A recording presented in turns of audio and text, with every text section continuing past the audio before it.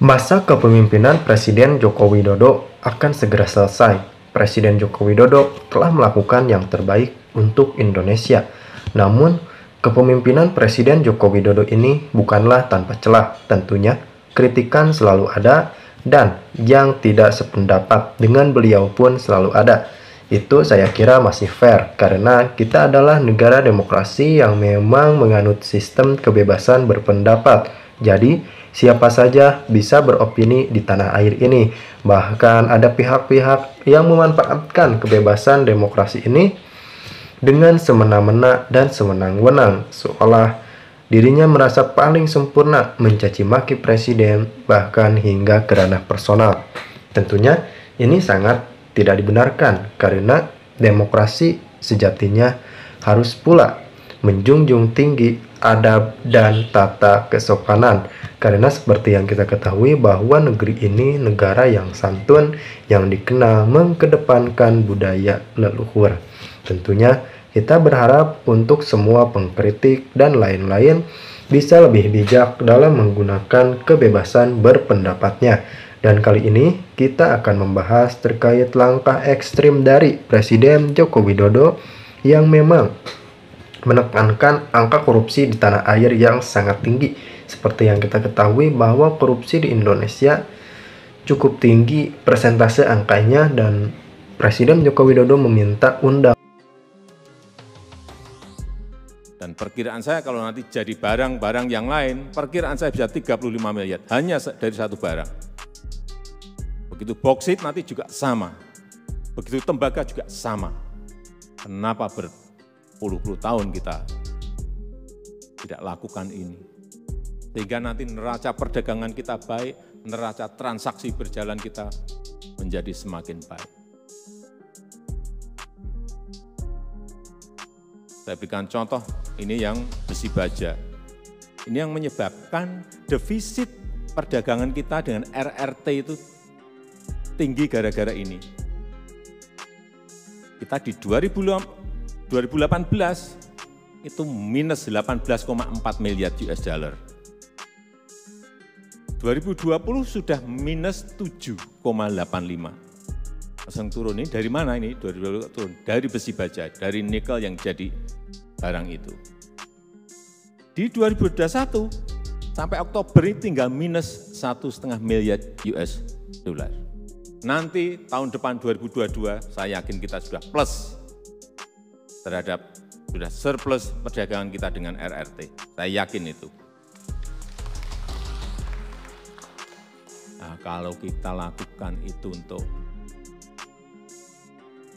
boksit, untuk tembaga, untuk timah, rare earth, semuanya, Bapak Ibu bisa bayangkan devisa kita nanti akan seperti apa. Inilah strategi yang kita semuanya harus sama. Jangan ada yang, Pak, ini kita nggak bisa ekspor lagi nikel, harganya pas baik.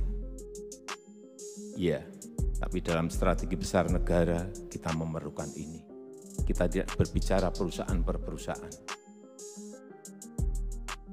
Tapi yang lebih penting lagi adalah bagaimana ini dilakukan hilirisasi, industrialisasi, tetapi yang lebih penting lagi bagaimana mengintegrasikan ini. Nikel terintegrasi dengan tembaga, terintegrasi dengan timah, terintegrasi dengan boksit semuanya.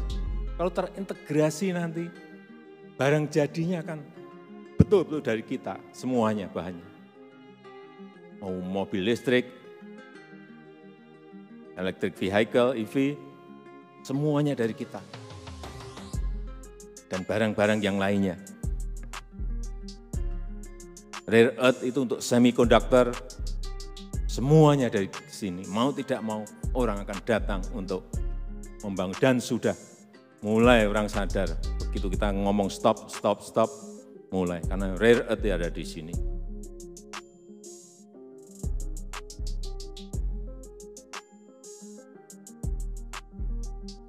Contoh lagi, stainless steel yang dibikin jarum suntik.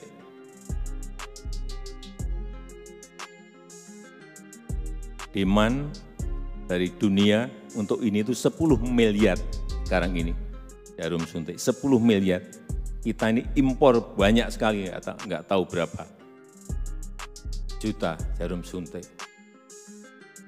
Bentar lagi kita akan bisa bikin ini. Karena memang barang itu kita stop. Mau tidak mau orang harus bikin di sini. Dan sudah. Bentar lagi kita sudah bisa mengekspor jarum suntik. Nggak tahu berapa miliar nanti produksinya. Inilah yang saya sampaikan, mengintegrasikan itu ini.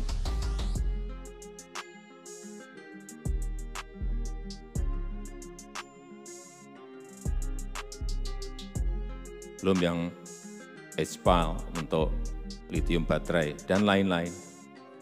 Artinya kita harus optimis bahwa dengan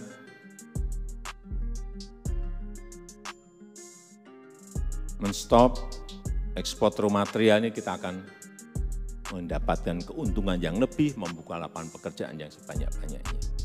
Dan yang kedua, kita akan mengarah kepada yang namanya ekonomi hijau. Green economy. Karena kita mempunyai kekuatan besar juga di sini. Strategi ini harus mulai ditata. Karena orang nanti, 2030 nanti Eropa, Amerika mungkin sudah mulai stop. Nggak mau terima lagi barang-barang yang berasal dari energi fosil. Nggak mau.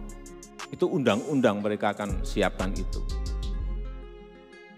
Di G20 omongan kita juga hanya itu aja udah. Orang larinya ke sini semuanya. Ke green economy. Dan kita sadar kita mempunyai kekuatan besar di ekonomi hijau ini. Oleh sebab itu, nanti bulan depan kita akan memulai membangun Green Industrial Park di Kalimantan Utara.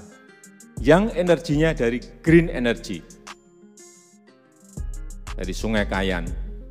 Kita ini memiliki baru satu sungai Kayan ini kurang lebih nanti bisa memproduksi kurang lebih 11.000 sampai 13.000 megawatt. Baru satu sungai. Indonesia ini memiliki 4.400 lebih sungai besar dan sungai sedang. 4.400 lebih, kita bicara baru satu sungai Kayan.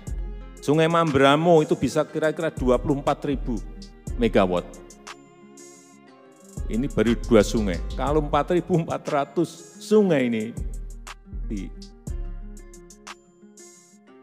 dilarikan ke hydropower, kita bisa membayangkan. Baru yang namanya hydropower. Belum yang kedua, ini juga green lagi. Ini green, yang kedua green lagi geothermal.